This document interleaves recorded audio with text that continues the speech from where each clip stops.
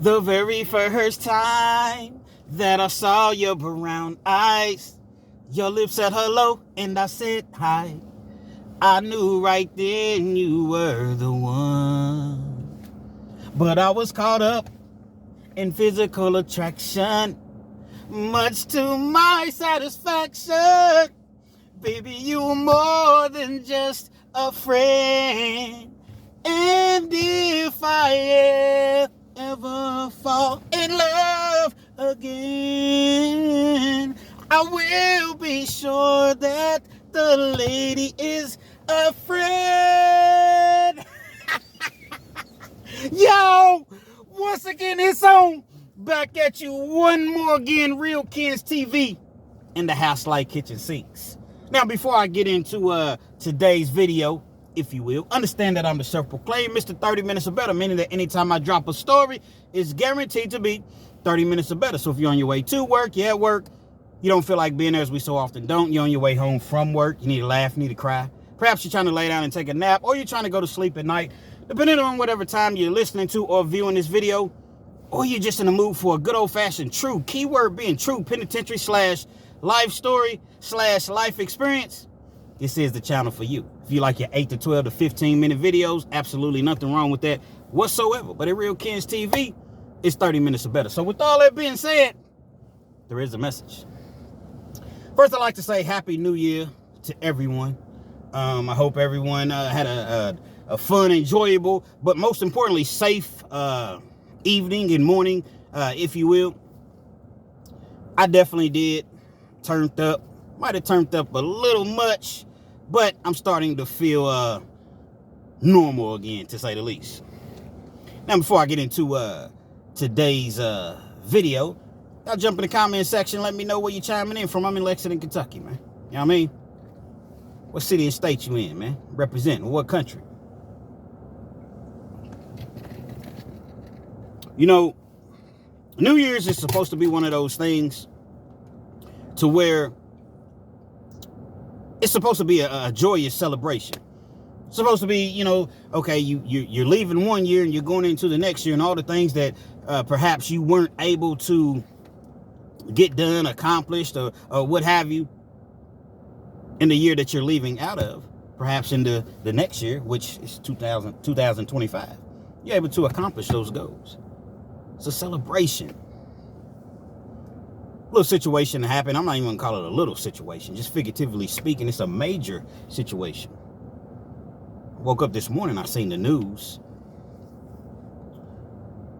and I seen that horrific tragedy, massacre that occurred in downtown New Orleans. I believe it was on Canal Street, Bourbon Street, in which an individual that was armed with body armor, all type of automatic weapons, he decides to drive his truck into a crowd of people, unaliving at least 10 people, and there's several others that were sent to the hospital. Jumps out of the truck and just starts firing into the crowd, man. Jumps out of his truck and just starts firing into the crowd. Happened at around 3 o'clock in the morning, 3:15, somewhere right around in that time frame. So just imagine you all that went out last night. You're just out trying to have a good time. You say, you know what, we're going to go to a safe environment to where we don't have to worry about anything like this happening. Enjoy, bring the new year in right, and then go home. Unfortunately, there's a lot of individuals that never made it home, man. I'm praying for the family. I don't really know a lot about the story at this point. I'll revisit it later. I only have like few details, but I think that we just live in a sickening world, man. Sickening society. Obviously, everybody's not like that. But the truth of the matter is, there's no place that's actually safe. You got people coming in shooting up churches. You got these people coming in shooting up grocery stores. You got people coming in just randomly just firing into crowds. You got kids shooting up schools, man. So what is considered safe? Well, I'm gonna just stay at home. That's the safest place to be. Yes, that's the safest place to be, at your own, the comfort of your own home, your own dwelling, your own, comfort zone is supposed to be. But what about the kid that was in his bed sleeping? And this happened a few years ago, 5-6 years ago. What about the kid that was laying in his bed asleep? He was 3 or 4 years old. Idiots outside shooting. Bullet comes through the window, hits him in his eye. Now he's blind. What about that situation? He was at home not bothering anyone, but yet he ends up being blind. What about the elderly lady? And I know some of these stories you all haven't heard of. What about the elderly lady in Lexington, actually, a few years ago, 80-something years old, getting out of her car to walk into her house. She's in her own driveway, getting out of her car to walk into her home. You got these idiots having a shootout. None of them get hit, but she gets hit, unalive instantly. So it makes you wonder, is there any place that's safe? Is there any place that you can go to in which you can feel safe? Now, with everything that I've spoken, I'm correlating that into today's actual story. Today's actual story is about, it's about two individuals. We're going to call one Mad Dog. The other one is Kenny. And there was a woman in the middle. Now, when I say there was a woman in the middle, she didn't do anything wrong, to be perfectly honest. She did nothing to deserve this. You had Mad Dog. He's with this young lady. They end up having 2 kids together. Kids was relatively close in age, like a year, 14, 15 months apart. Mad Dog was in the game. So I guess if you do want to blame her for something, I guess she could be blamed for messing with the individual that's in the streets. Mad Dog was getting his money in the streets. He was a dope dealer. He sold drugs. Mad Dog had previous charges before. And it was just one of those things to where she would always ride with him. They had they had been together for a while. First time Mad Dog went to prison, I think he had a 5-year sentence in which he did 2 years. She rode with him. Never missed a beat. Never missed a visit. Wrote him letters every week. Sent him money. Answered the phone. Put money on the phone. She was there for him. He does the 2 years. Comes home. Guess what he does? Goes right back to the same women that didn't do anything for him when he was locked up. End up having a baby on her. She leaves him. He begs her. So she ends up giving him another shot. Comes back or what have you. They continue their relationship. Mad Dog never really changes. He continues to run the streets. See, that's the thing. When a lot of women, I'm not going to say a lot of women, but I have heard women say, I need me a man to run the streets. To me, I feel as though you sound ignorant. Especially, that's something that you say maybe as a teenager or early 20s when you don't really know any better. But when you're 40-something years old and you talking about, I need a thug. I need a dude that got golds in his mouth. I need a dude that got tattoos everywhere. I need a dude that got long, locks. Like, you sound like really, really ridiculous. You know what I mean? And when you strive to have those sort of individuals, guess what? Everything that they do in the streets, it comes along with it. That's part of it. Going to jail is part of it. Dealing with, other women that he's dealing with, that's part of it. Being gone 2 or 3 days and you don't hear from him, that's part of it. Because that's what you want.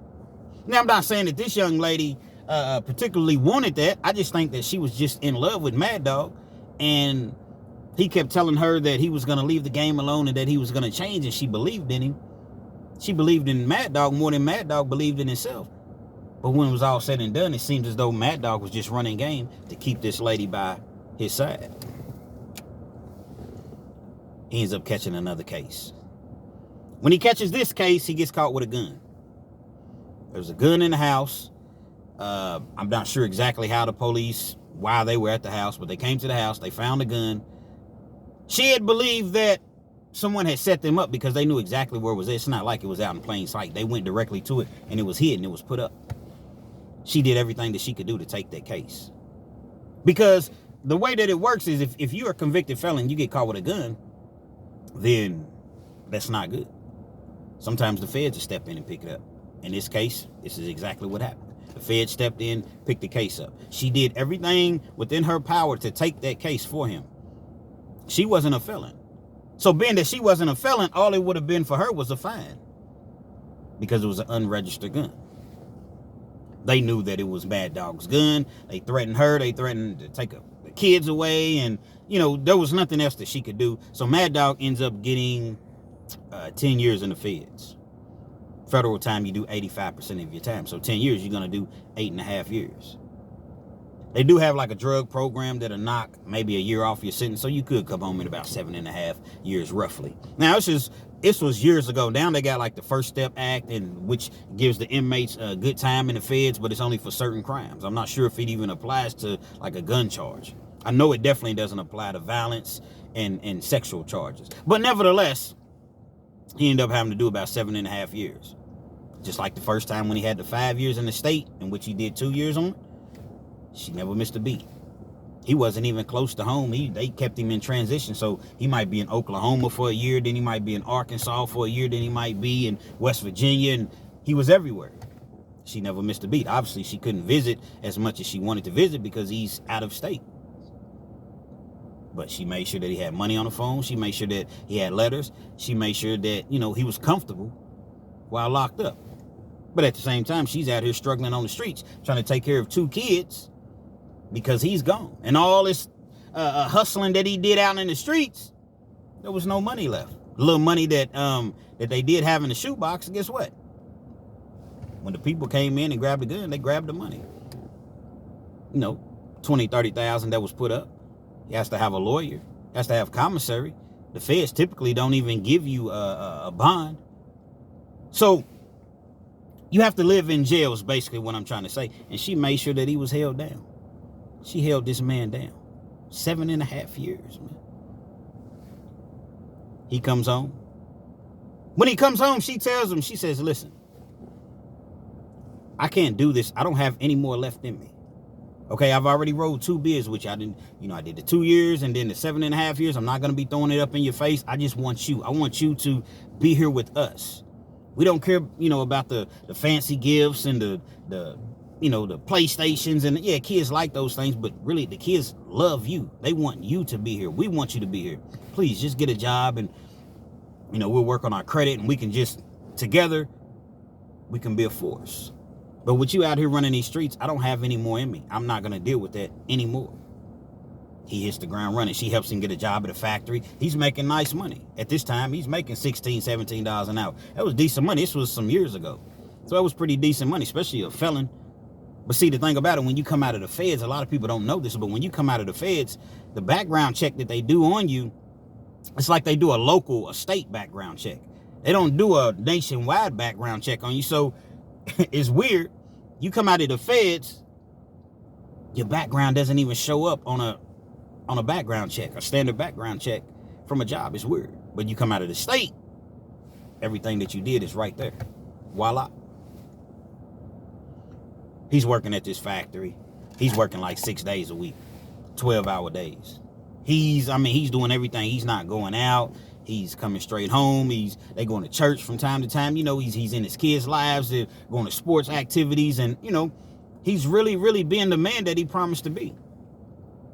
Little did she know, he was saving up his money to jump back in the game. He had stacked all of this money up. Just imagine you working 6 days a week, sometimes 7 days a week. And he's getting that overtime money and he's making $16, $17 an hour. He's helping out around the house, but she's not even asking him to pay half on everything. Just get yourself together. Get your money together. She had bought him clothes and he had his car and everything when he came home. That's a major advantage. Most time when you come home, man, you don't have anything. You might have to go to a halfway house. You might be sleeping on somebody's couch if you're fortunate. But a lot of times, you're going to have to start all over. He came right into a comfort zone. And you can keep your money. Now, he helped out around the house, but for the most part, you're able to just save this money up. He saves and saves and saves. He jumps back in the game. Now, she doesn't know that he's in the game initially. He's keeping it a secret from her. Remember, she's already told him, hey, I'm not doing this no more. He jumps back in the game. She started to notice different things as far as he's not working as much. He's having new things. He's buying her little things. Now, she's not really that skeptical because she knows that, okay, well, he does put in a lot of work, as far as going back and forth to work, and he's doing little things on the side. He had like some little sweatsuits that he was selling and stuff, or hoodies and hats. So she knew that it was a possibility, but she knows his style. She knows that these $300 and $400 Jordans that you're getting every week, and these $60 and $70 hats and these expensive clothes, it started to put her back into the mind frame of how he was initially. She ends up finding out that he's in the game. He done quit his job. He wasn't even going to work every day.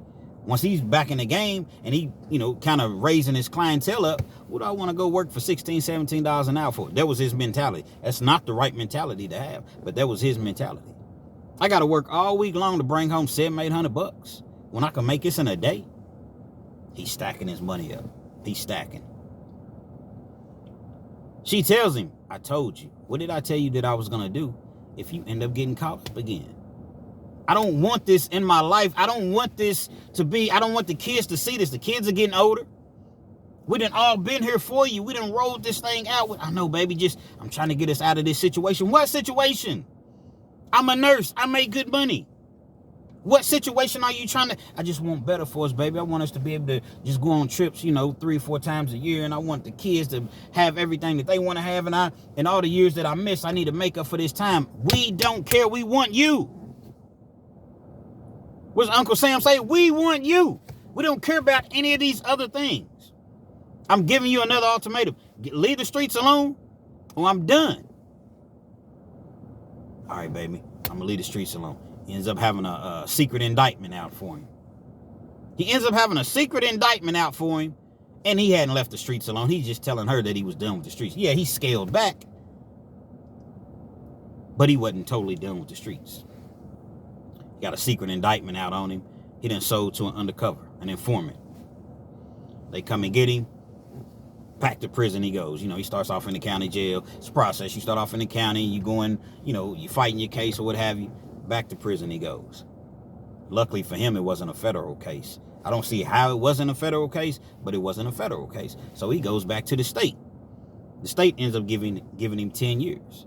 Now it's a 10-year sentence in which he'll do, it's called a persistent felony offender. It's a sentence enhancement in Kentucky. It's called a PFO, his 3rd felony. So it means he pled guilty to the 10 years.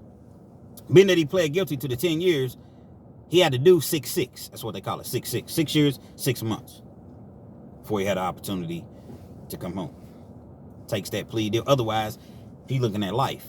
Had a good lawyer. They got him 6-6. He does the 6-6. She's done. She already told him, no more visits. I'll let you, if you call and you want to talk to the kids, but again, the kids are getting older. They can speak directly with him. Yeah, I'll update you and let you know things about the kids. But, other than that, I'm not coming to see you. I'm not bringing them down there to see you. You should have thought about these things. If your mother wants to bring them down there, that's cool. But you should have thought about these things and fought for your family. Understand what I'm saying, young people? You should have thought about these things and fought for your family, but you chose the streets over your family. So therefore, you're going to have to deal with this. And I'm not doing another 6 years with you. I'm not doing another 6 days with you. I'm not going to do any more time. I'm done. I'm done. She said what she said, and she meant what she said. She went on with her life. First couple years, it was just, she was just trying to get acclimated as far as, not having him around because she had just gotten used to him being back out. And then now he's gone back to prison yet again. Wasn't even home a good 3 years. Kids are teenagers at this point, man. She starts to date. She meets an individual, Kenny. She's skeptical. She's reluctant because she doesn't want to get back into one of those situations to where I'm dealing with a dude in the streets. So she's doing her research. She's finding out everything that she can possibly find out about Kenny. Kenny was a felon just as well. Kenny had a felony for driving on suspended license 3 times within like a 2-year period. So they aggregated the charges. That's what it's called. They aggregated the charges, the 3 misdemeanors, because that's all it is a misdemeanor, driving on suspended with no insurance. They combined them and made it 1 felony. Now Kenny's facing 1 to 5. Kenny originally got a DUI. Once he got the DUI, his job was like in a different county. So it took him 45 minutes every day to get to work. How am I going to get to work? They used to have what's called a hardship license, to where if you got a DUI and you was trying to get back and forth to work, that was the only place that you could drive to. They stopped doing the hardship license. So how am I supposed to get back and forth to work? Kenny had been with this factory for a while. So he was making nice money. It's not like he could just quit and go and work somewhere else. I mean, I guess he could have, but he was going to take a major pay cut, and he was a felon. Y'all follow me. I'm going to just be careful. I'm going to just go straight to work, come straight home. Work for a little while, end up getting pulled over on a humble. Slippers count. Slippers count, you all. That's his second time. They made him do a little county time. They allowed him to do it on weekends. I think they gave him like 30 days, and he did it on the weekends. I still got to get to work. I'm not giving up my job. I've been in my job all this time. I'm not.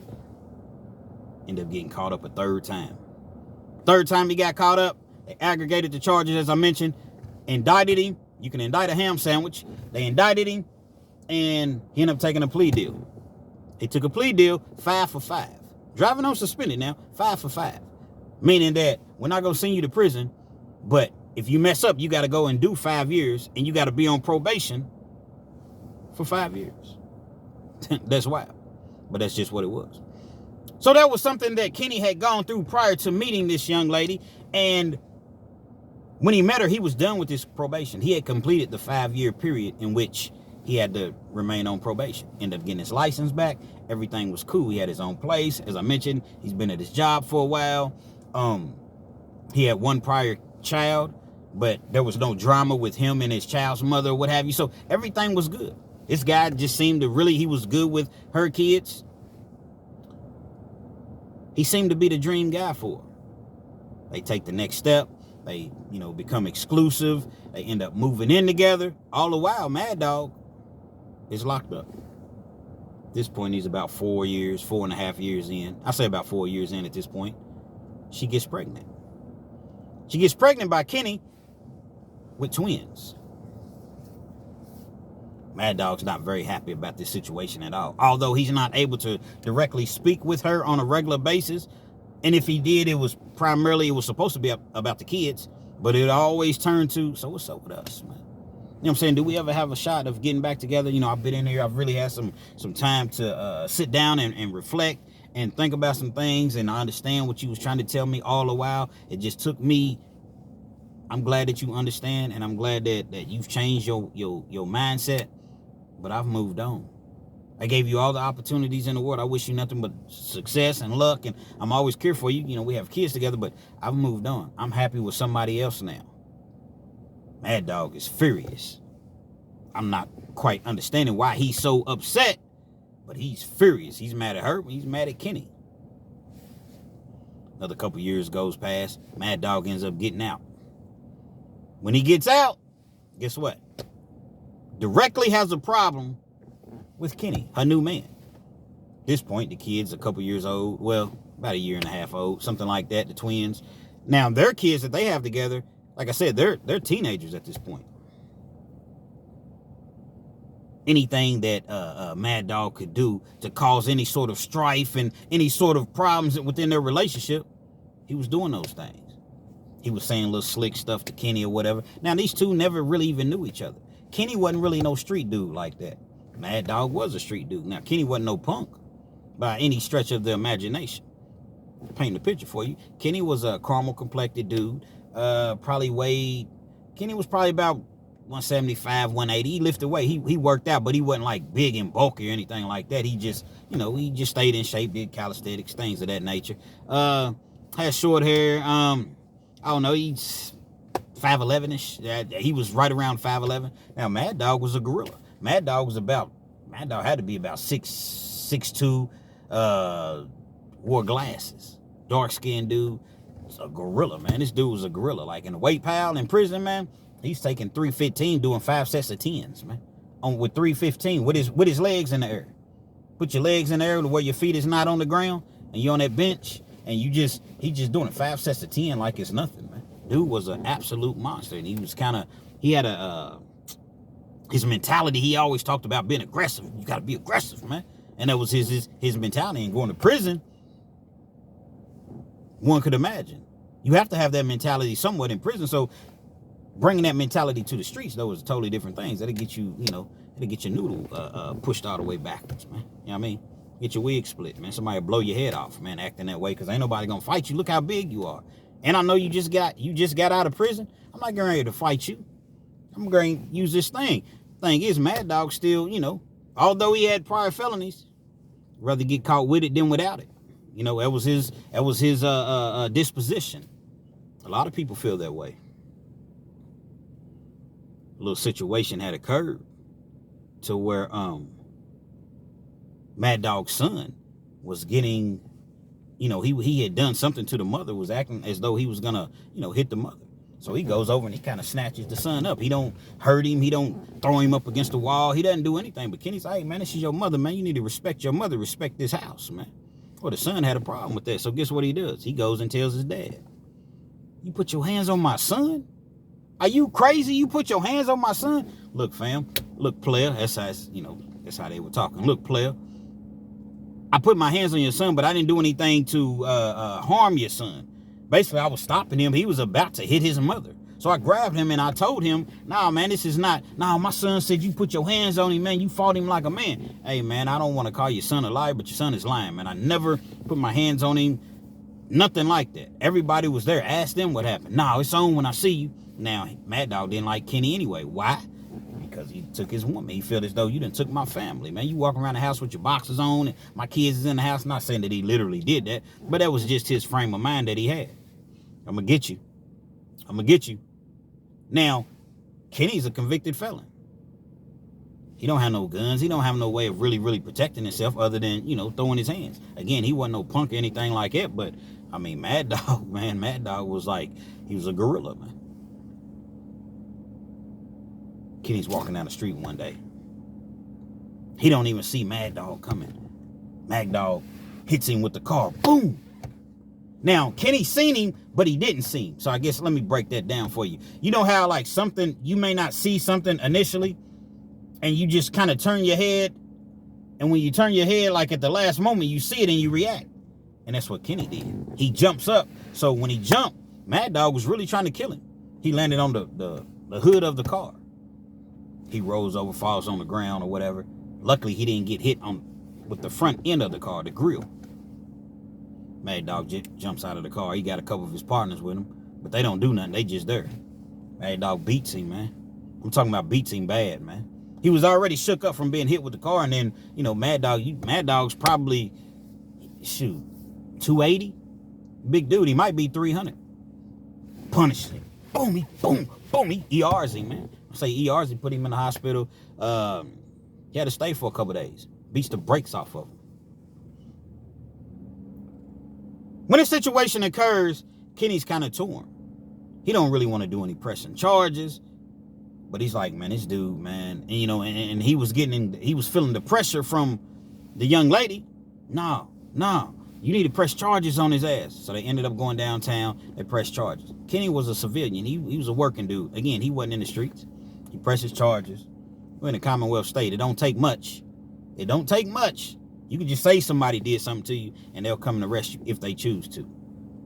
They end up coming back and they arrest Mad Dog. Mad Dog's in the county jail. He been in the streets. He been hustling. So, his bond went number like $7,500. He pays that. Now in Kentucky, the bond is what the bond is. There is no 10% unless the judge gives you 10%. So if your bond $7,500, in most other states, it's 10% of that, which would be $750. No. Mad Dog, $7,500. He pays the $7,500. He gets out. He gets a top-notch attorney. They're going back and forth to court or what have you. And Mad Dog ends up getting a 3-year sentence. 3 years. Imagine that. Trying to run over somebody, high speed. You get out and beat that person, and he only gets 3 years. He had a good attorney. Gets a 3-year sentence. Ends up doing like a little bit less than 2 years on the 3-year sentence. Comes right back home. He comes back home. He's still got a problem with Kenny. They're doing very well at this point. Matter of fact, they've actually gotten married. Mad Dog don't want to let it go. Mad Dog is determined that he's going to get this woman back. She don't want you no more, player. It's not registered. The threats continue. Now, he's not even supposed to be in the vicinity. But see, what ends up happening with those EPOs, emergency protective orders, they run out. They only give them 2-3 years at a time. I think like a 3-year EPO, and then it runs out. EPO had ran out, and I don't think it made a difference, to be honest, if it hadn't ran out. Mad Dog was going to do what Mad Dog was going to do. They in the club one night. Kenny and his wife, they're in the club one night, having a good time, not bothering anybody. Mad Dog ends up being in the club. They see him. Nah, we need to go. Nah, baby, let's just sit here. I'm not worried about him, man. Nah, we need to go. They end up leaving the club.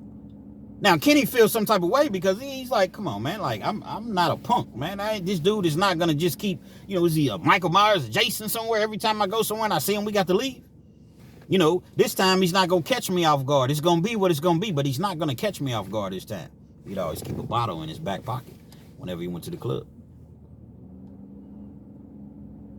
They end up leaving. The way that the car was parked, it was kind of like an alley that they had to walk down. They're walking down. 3 dudes jump out. They attack Mad Dog. Well, they attack Kenny rather. They beating him. I'm talking about, man, they just beating him, man. Kenny, once again, he never really seen it coming. And you got 3 gorillas. Now, out of the 3 dudes, Mad Dog was nowhere to be found. But everybody knows 1 + 1 equals what? 2. We knew that Mad Dog had something to do with it. Everybody knew that Mad Dog had something to do with that. They was beating the brakes off Kenny. There was nothing that the wife could do. So only thing she could do, she runs to the car. She's calling 911 simultaneously by starting the car up. She goes back over to where they're beating her husband up. She shines her lights real bright, and she's laying on the horn. I called the police. The police is on the way. The dudes get a couple more licks in, stomp him out a little bit more, then they run off. The second time, man, dude gets ER'd, finds himself in the hospital. He's messed around, man. They beat him. If that didn't happen, if she didn't go get the car, they probably would have unalived him. He definitely would have probably been in a coma or something, maybe even worse. I mean, they beat him, man. His whole face was cut up and bruised. I was like, oh my God. They end up putting it on Facebook. I don't know why, but they end up putting the pictures on Facebook. They go downtown, talk to the detectives. The problem is, they can't say that Mad Dog did it because Mad Dog wasn't the one that was there. But they knew that Mad Dog was the one that sent his hitters, his goons, to do this. Once again, police failed him. They failed Kenny once again. Now, although the first time when Mad Dog hit Kenny with the car and he beat him up in 3 years, come on, man, he should have gotten way, way, way more time than 3 years. It's attempted murder, man. First degree assault. A beat down. And he gets 3 years. Police failed him. Kenny comes home. This is over with. I'm done with this, man. He gets him a strap. Gets him a gun. Yeah, I'm going to do what I got to do to protect me. I'm going to do what I don't care nothing about no prior felonies. I don't care nothing about no being a convicted felon. I don't care nothing about no probation, parole, although he wasn't on probation at that point. I'm going to do what I got to do to protect me and protect me and mine. Kenny's driving one day, gets pulled over. He gets pulled over. Police, he's acting nervous. You know the typical thing that police say. He's acting nervous. We smell marijuana. He's being fidgety. Do you have anything in the car that you're not supposed to have? Do you mind if we search the car? They end up searching the car, and what do they find? The protection, the heater. They find the heat. When they find the heat, they take Kenny to jail. They take him to jail. Wifey's trying to claim it. Once again, she's trying to tell the police, it's his mine. He didn't even know that it was in the car. I left it in the car by accident. He didn't know. Police wasn't buying it. It was his car. Maybe if he had been driving her car, they weren't buying it. Felon in possession of a handgun. His lawyers, they're fighting it. They're going back and forth, with the judge or what have you, asking the judge to throw it out for the simple fact of this man has somebody literally like lightweight trying to unalive him. What is he supposed to do? This guy's threatening. He's had EPOs. He's been to prison. He's sent people to try to, beat him down, that did beat him down. What more is he supposed to do? Y'all following where I'm going with this? What more was he supposed to do? Judges don't care nothing about that. Prosecutors don't care nothing about that. These people is heartless, man. They don't care anything about anything else other than getting a conviction. That's all these prosecutors care about. I'm not taking a plea deal. I'm going to trial with this. He has a nice lawyer. They take it to the box. Now, the whole case takes about 15 months before it goes to trial. They're offering plea deals. Now, if he hadn't been a felon, it just would have been a fine. Having a firearm, as long as it wasn't stolen and the serial number wasn't defaced or anything like that. Having a firearm, or having a handgun, rather, without a license is just a fine. But the fact that you're a convicted felon, now let me tell you this. The fact that you're a convicted felon, check this double sentence enhancement out. This is Commonwealth of Kentucky. If you get caught with a firearm, it's 1 to 5. But if you get caught with a handgun, you're facing 5 to 10. Now make that make sense. If you get caught with a firearm, it's 1 to 5 that you're facing if you're a felon. But if it's a handgun, you're facing 5 to 10. Kenny's facing 5 to 10 because, as I mentioned, it was a handgun. It was a Glock something. I know it was a Glock. But then he's facing a sentence enhancement that enhances his sentence from 5 to 10 to 10 to 20. Why? Because he had a prior felony for driving on suspended, no insurance. Now, come on, Kens, how they going to do that? Because the way that the sentence enhancement works in Kentucky is you have to stay out of trouble for 5 years. Okay, Kens, but he stayed out of trouble 5 years because you said he had 5 for 5. If he messed up within that 5-year time period, he would have to go and do 5 years. Yes, but you also have to be out of the system for 5 years. So the fact that he walked his probation down with no problem for 5 years, never had any trouble, never got into any sort of nothing, completed it. You have to go 5 years from the day you complete your probation or serve your sentence out, an additional 5 years to where you're not affiliated with the Department of Corrections whatsoever. This was like 4.5 years at this point. Still had 6 more months to where they could play with him. When I say play with him, meaning they could hit him with the sentence enhancement. So they used the sentence enhancement to try to get him to take a plea deal. Okay, you facing 20 years here, man. Take your 7 years. 7 years for trying to protect myself? I didn't even do anything with it. I had no intentions. It doesn't matter. You're a convicted felon. I'm a convicted felon for driving on suspended. You all shouldn't even have done that to me whatsoever. I know that I was wrong, but I was trying to get back and forth to work, man. I wasn't out here just hot riding and I was trying to get to work. Doesn't matter. I'm not taking a plea deal. All right. You go to trial and you get convicted, then we're gonna, max you out. Okay, well, you all got to do what you got to do. See, the whole plan was to, the defense was to get the jury to empathize. Now, the lawyer had basically told him, like, this is risky because at the end of the day, you still had this handgun. So yeah, you're gonna get on the stands and you're gonna tell them, and you're opening yourself up, double pause, by getting on the stands because now they're able to ask you, are you a convicted felon? So now your credibility, they're already looking at you. Kenny didn't care. He wanted to tell his side why he had this firearm or handgun with him. He gets on the stands. I guess the jury felt compelled. They believed him. Now, instead of coming back guilty for felon in possession of a handgun, they came back felon in possession of a handgun with under emotional duress. Under emotional duress. That was big. That was key. Why? Because now under emotional duress means that he's facing 1 to 5 instead of the 5 to 10 extenuating circumstances. So now he's facing 1 to 5 years. And they can't hit him with a sentence enhancement under emotional duress. The jury recommends 1 year. 1 year, the least amount of time that he could get, 1 year.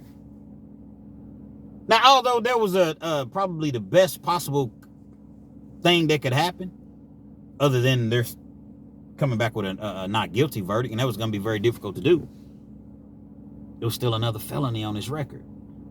Emotional duress, it doesn't even matter. Now I have another felony on my record. Come back a month later for final sentencing, because you don't get sentenced right then and there in Kentucky. You come back about a month later for final sentences, and the judge determines if they're going to give you probation or if they're going to send you off to prison. The fact that he had a gun outweighed the fact that I was simply trying to protect myself. See, the law looks at it as though, no, you can't take the law into your own hands. You were supposed to call the police and let us handle it. What, like the 2 times that I damn near lost my life when I got the brakes beat off of me? 2 times like that? So I don't have a right to protect myself whatsoever. Evidently you don't. Obviously you don't. They sent him back to prison, man. Well, not back to prison. They sent him to prison for the first time. He had never been to prison. He ended up doing maybe 4 or 5, I think he did like 4 months, and the parole board gave him parole, sent him right back out to the streets. As far as this Mad Dog character, he ended up running across the wrong dudes, man, and no longer with us. I don't really want to speak on that too much, but he ran across the, bullies, man. People don't like bullies, man. He ran across the wrong individuals. Supposedly it was some Migos, and he crossed them with some counterfeit money. I don't know the exact intricacies of the story, but I do know he's no longer here with us. Those are problems that they no longer have. Now I feel bad for the kids, because the kids did love their father, and despite Mad Dog being this mad dog, the kids loved him. The reason that this story resonated to me and it really came to mind, you got prosecutors, you got judges, you got police. They're so focused on felons not having a gun. Imagine driving on suspended and you will never be able to have a gun ever in life again unless you're able to get a pardon or unless you're able to get an expungement. And they put it out there, oh yeah, we're doing sentencing and expungements, and it's not that easy. It's not that easy. They make it on TV and in the media, they make it seem easier than what it really is, but it's not very easy whatsoever. And it's a long process. It's worth it if you're able to do it, but it's a long process. They don't want you to have a gun. In the meanwhile, all of these crazy things that continuously happen, such as what happened last night on Canal and Bourbon Street in downtown New Orleans, where you just got weirdos that are just, they don't care if you're with your kids. They don't care if you're with your elderly mother, father, whoever you with. They'll just start firing into crowds. I commend the police officers. I believe 2 of the officers were hit. I commend the police officers for being on their job, and they unalived this individual. But it's just one of those things to where I'm not allowed to protect myself ever in life again. And then what they've been doing in Kentucky, at least for a while, what they were doing, lights too bright. The feds was stepping in, picking up the case. You got caught with a gun and you was a felon, the feds was picking it up. Now you got to go and do 85% of your time. Everybody that has a gun, that has a weapon, they're not trying to harm anyone. Just trying to protect you and yours. I'm going to protect me and mine. He's going to protect him and, him and her. When you go into the gas station and you see an individual and he got a big blow on his hip, isn't that kind of intimidating? To know that this person at any given time can just start spraying everybody. And because I have a felony for some counterfeit or DUIs, or not to say that DUIs are good, because they're not good, or, just the checks or whatever, I'm no longer able to protect myself and my family. I can understand if you've had violence and your charges involve a firearm, a handgun, or what have you, and you've used it to rob people or shoot, that's different. But if you have these little white-collar crimes, non-violent crimes,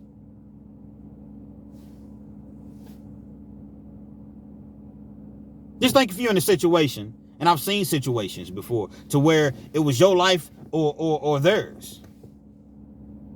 If you didn't have it with you, guess what? You might not be here.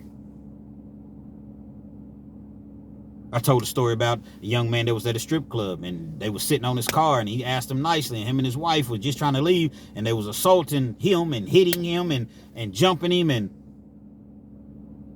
only thing he could do was pull his blowout and protect himself. He's charged with murder.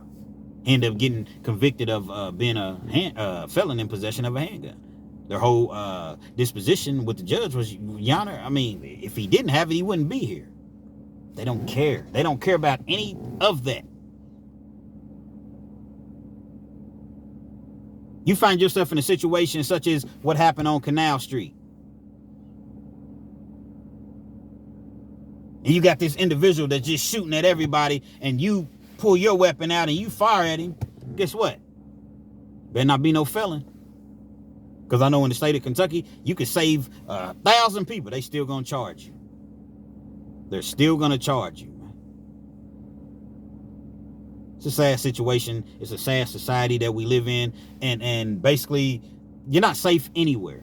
No matter where you go, you're just not safe, because you never know when the next idiot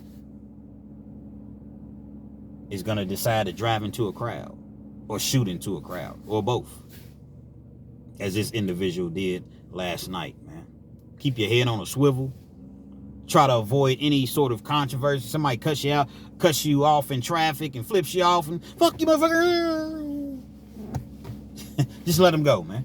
Just let them go, because it's not worth it. It's not worth the what's going to happen next part. What's going to happen next? See, I just assume that everybody is packing. Everybody's carrying. I just assume. Even if I don't see it, I'm just assuming. So anytime I find myself getting into some sort of altercation or something that could potentially turn into an altercation, you right. I apologize, man. Or you right, man.